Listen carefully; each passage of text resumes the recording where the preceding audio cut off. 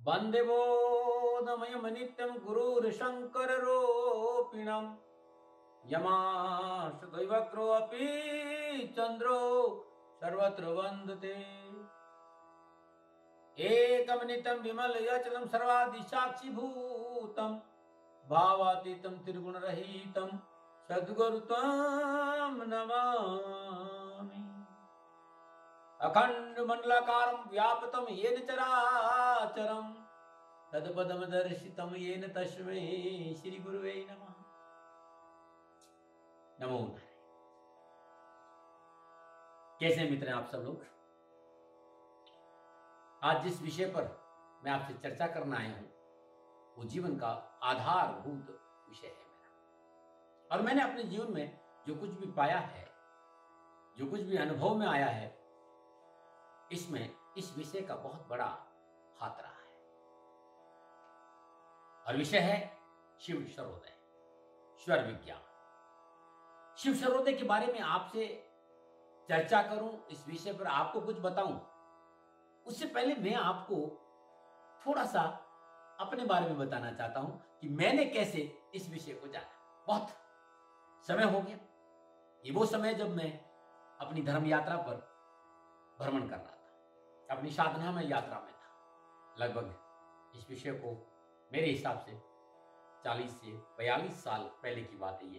तो मैं उस समय बिहार में था, भोजपुर जिला, भोजपुर में आरा, और आरा से मैं बक्सर गया। मुझे वो दिन याद है, इसलिए मैं आपको पूरी घटना बता रहा हूं जिससे कि आपको समझ में आए कि विषय कितना महत्वपूर्ण मेरे लिए है।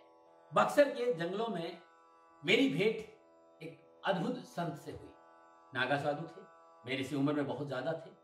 मैं उनके पास पहुंचा, प्रणाम किया, दंडवत किया। हम दोनों वहां आपस में बैठे बातें करने लगे।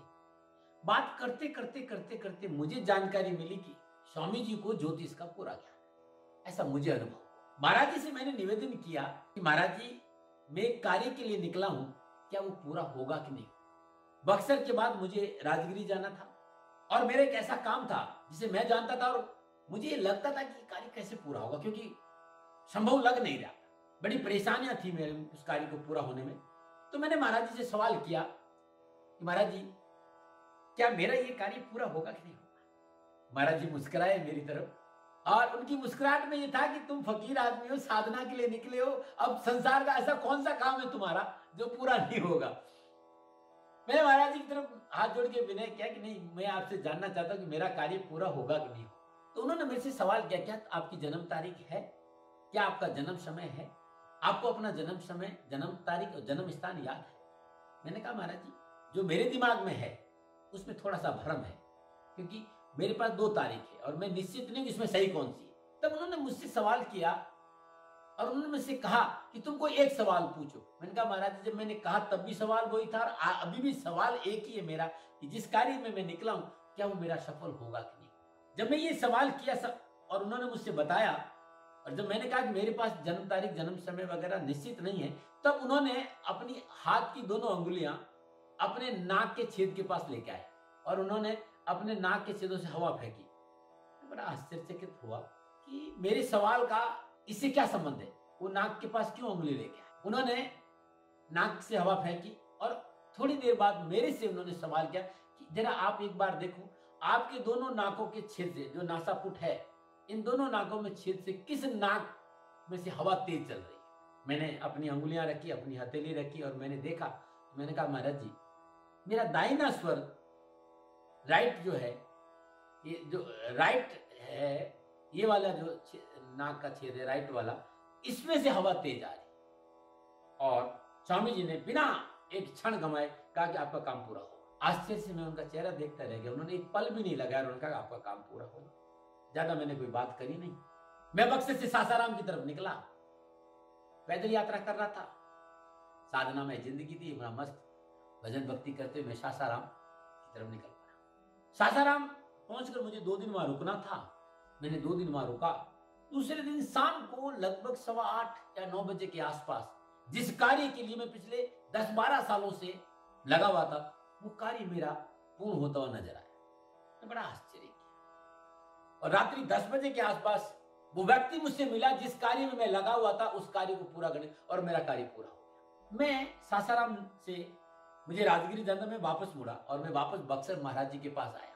मैंने कहा महाराज जी, मेरा निवेदन है, इस विषय के बारे में मुझे और ज्यादा जानना है। तो महाराज जी ने मुझे मुस्कुराए, मुझे मोटा मोटा दो चार चीजें की कि ये सूर्य स्वर है, ये चंद्र स्वर है, ये सुषमणा है, बायां स्वर चंद्र स्वर है, दायां स्वर सूर्य स्वर है, बायां स्वर ईड़ा नाड़ी है, दायां स्वर पिंगला नाड़ी है, और जब ये दोनों समान चलते हैं तब सुषमणा है।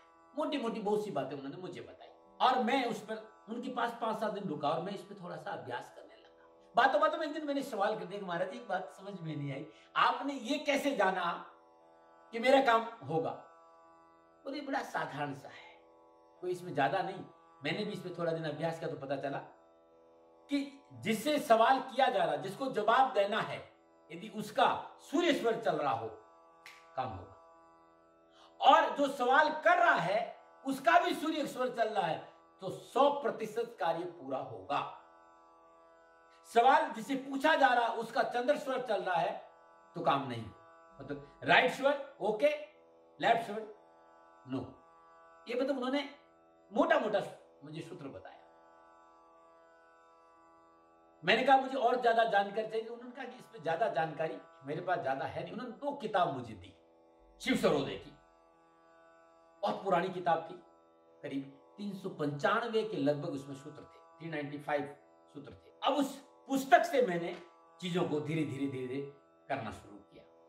मैंने देखा कि ये दायां स्वर है, ये बायां स्वर है, ये ईड़ा नाड़ी, ये पिंगला नाड़ी, ये 5 तत्व है, और इसके साथ साथ मैंने देखा तत्वों का ये रंग होता है। मैं ये भी उस किताब पुस्तक से माध्यम से समझा कि सूर्य स्वर चंद्र स्वर किन किन दिनों में प्रबल होता है। मैंने देखा कि रविवार, मंगलवार, शनिवार सूर्य स्वर है। मैंने ये भी देखा कि सोमवार, बुधवार, गुरुवार, शुक्रवार चंद्र स्वर रहता है। ये मैंने पढ़ा, और उन स्वर जो मैंने पढ़ा उन्हें मैं अपने ऊपर लागू करने लगा। मैं सुबह उठता और जो पुस्तक में लिखा होता कि आज ये स्वर है, तो सूर्य उदय से आधा घंटे पहले मैं अपने स्वर के आसपास आता और मैं अभ्यास करता, इस समय मेरा स्वर कौन सा चल रहा है, और जो उस पुस्तक में लिखा है उसी अनुसार स्वर है या नहीं है तो स्वर को कैसे परिवर्तन करना मैंने सीखा उसको। और मैं लगभग 6 महीने पर इस पर खूब काम किया। कुछ दिन में वहां रुका, उसके बाद मैं चल दिया राजगिरी के बाद मैं वापस यात्रा करते करते हरिद्वार आया, और हरिद्वार आने के बाद मैं ऊपर बड़ी गलवार की तरफ चला गया। साधना में जीवन था, मैं अपनी भजन भक्ति में लगा था, लेकिन मैंने स्वर साधना पर पूरा ध्यान दिया। महाराज जी ने मुझे बताया था कि स्वर साधना में विष्णु मुद्रा का अपना महत्व है, और विष्णु मुद्रा कैसे बनती है तो मैं आपको बता दूं, ये तर्जनी है और ये मध्यमा, इसको मोड़कर ये विष्णु मुद्रा बनती है। ये विष्णु मुद्रा स्वर साधना के सभी साधकों को हमेशा विष्णु मुद्रा का प्रयोग ही करना चाहिए। जब स्वर को देखना हो तो ये दायां स्वर है, यहां अंगूठा रखा, और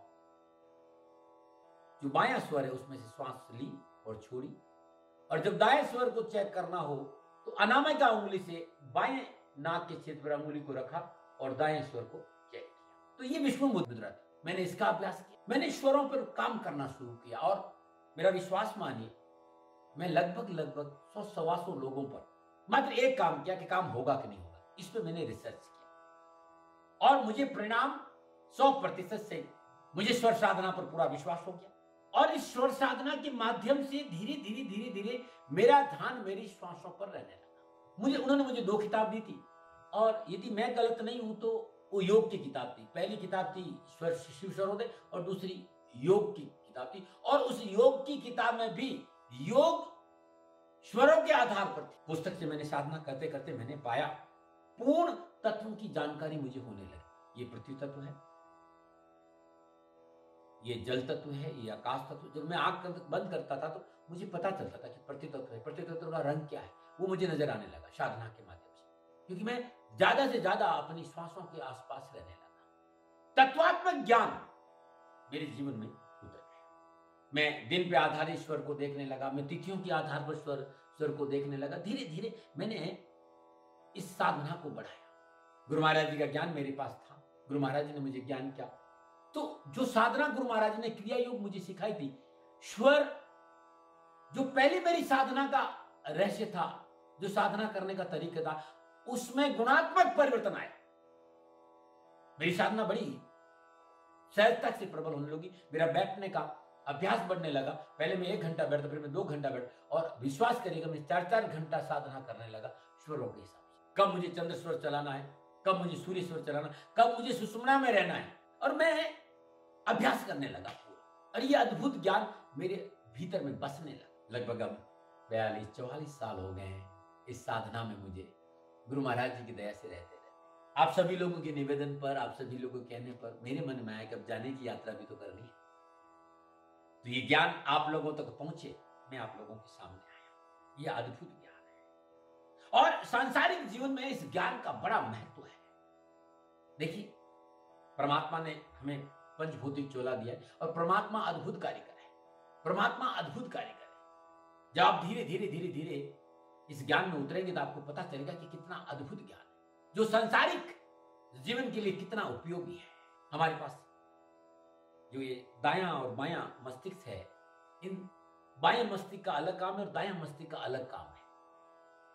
यदि हमें थोड़ा सा पता चल जाए बायां मस्तिष्क किन किन कामों के लिए है और दायां मस्तिष्क किन किन कामों के लिए है, तो हमारी बच्चों की शिक्षा में गुणवत्ता बढ़ जाएगी। यदि बच्चा गणित में है तो कौन सा स्वर, तार्किक भाग कौन सा है, दायां भाग तार्किक है, तर्क की चीजें, गणित की चीजें, जो भी बच्चा सीखना चाहता है और स्वर का ज्ञान हो जाए, उस स्वर को प्रारंभ कर दीजिए, बच्चों को तुरंत चीज याद हो जाएगी। बच्चा पढ़ता बहुत है लेकिन भूल जाता है, आप स्वर विज्ञान में उसे जोड़ दीजिएगा, उसकी मेमोरी बड़ी शार्प हो जाएगी। अब आप देखिए ना, हमारा जो शरीर का तापमान है एकदम बरोबर रहता है, एकदम बरोबर 98.4। और जब भी हमारा शरीर का तापमान यदि बढ़ रहा है, इसका मतलब सूर्य स्वर हमारा तेज है। उस समय हम चंद्र स्वर से प्रारंभ कर दीजिए, तापमान में कमी आएगी। हमें क्रोध ज्यादा आ रहा है, इसका मतलब हमारा सूर्य स्वर तेज है।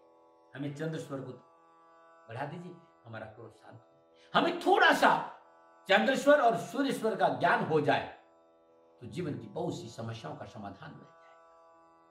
हम जिस कार्य के लिए निकल रहे हैं उसमें सफलता मिलेगी कि नहीं मिलेगी, स्वर हमें तुरंत पता चल जाए। जो बीमारी हमारे पास में है, इस बीमारी से कैसे पीछा छुड़े, स्वरों से बड़ा ही लाभ मिलेगा। तो आपके सामने हूं क्योंकि आपको ये जानकारी रहे, ये इतना सहज नहीं है।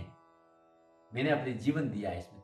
इस साधना के लिए मैं सब कुछ निछावर किया, मैंने रात दिन नहीं देखा।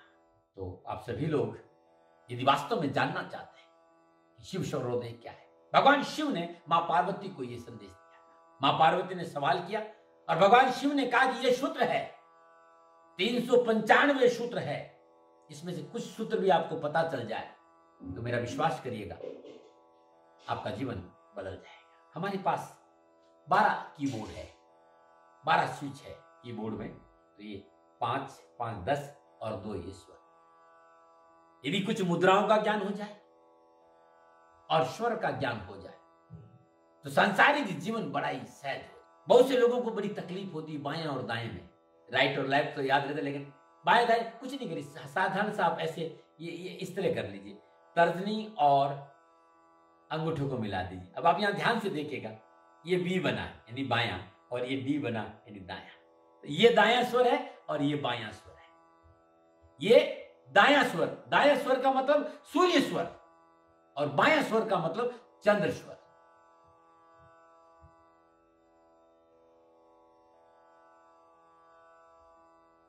आगे बहुत कुछ बताऊंगा, आप आश्चर्य करेंगे कि ये क्या है, लेकिन इसके लिए बहुत ज्यादा जरूरी है कि आप सुबह उठते ही देखें कि आपका स्वर कौन सा चल रहा है। लगभग 1 सप्ताह का ये कार्यक्रम होना चाहिए।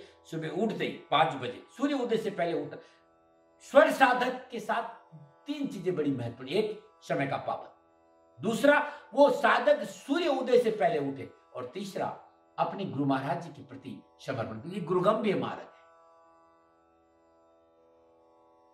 पुस्तक के बाद भी मैं अपने गुरु महाराज जी की मां रुक्मणी के पास अपने आराध्य से भी प्रार्थना करके इस ज्ञान को सीखा है।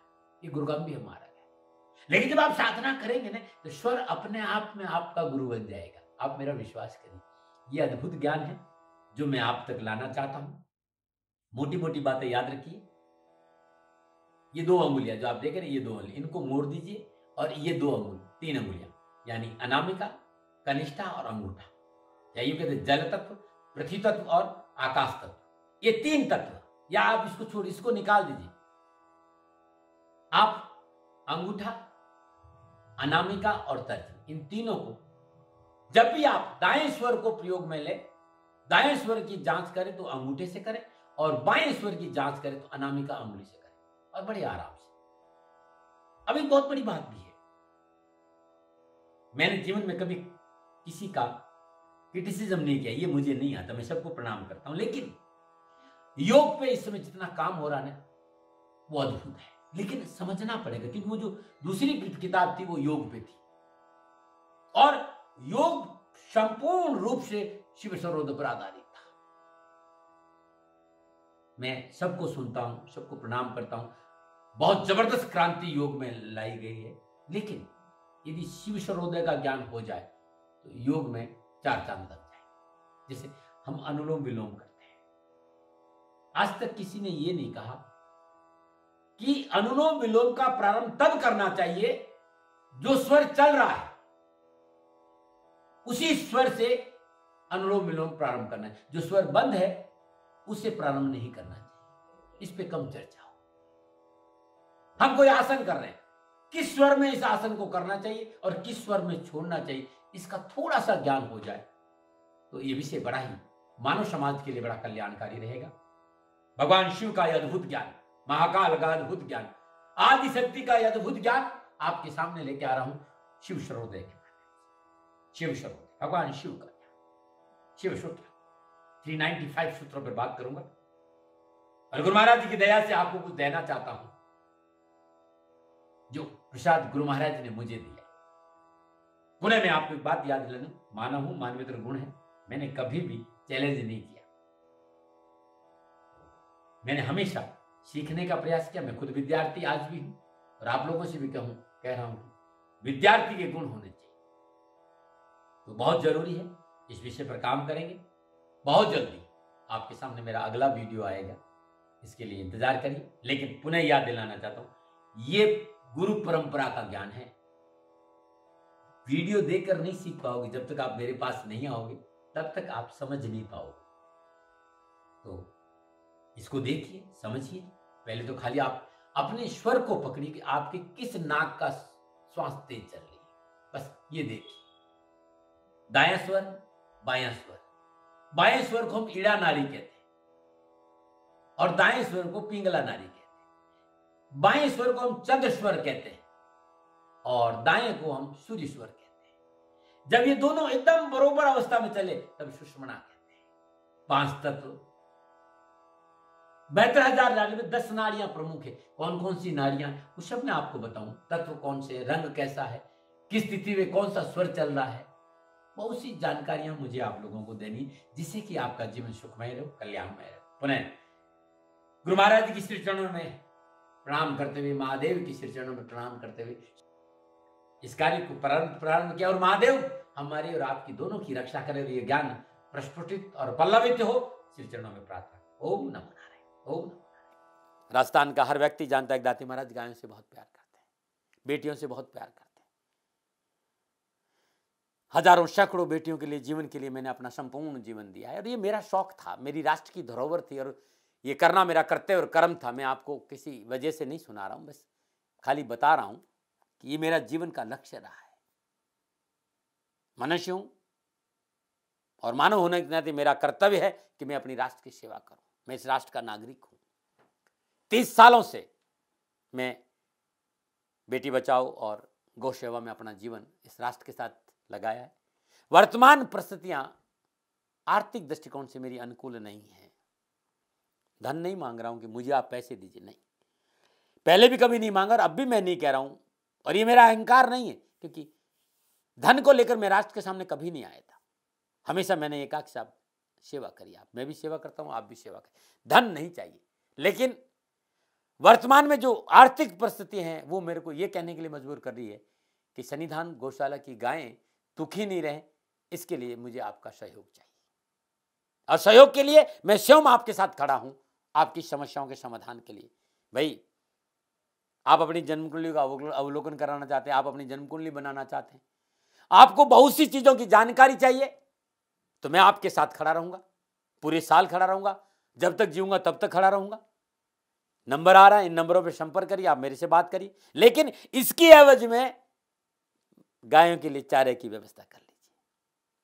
और इसीलिए मैंने कहा था कि भाई थोड़ा दिन इस समय मैं परेशानी में हूं और मेरी गायें चारों को लेकर थोड़ी सी परेशान हैं, ऐसा हृदय से आया। लोगों ने कहा कि राष्ट्र आपसे प्यार करता है दाती महाराज, एक बार निवेदन करिए। तो मैं दान नहीं मांग रहा हूं, फिर भी मैं अभी भी मेरा ये अहंकार नहीं साथियों, मेरा राष्ट्र सर्वोपरि है।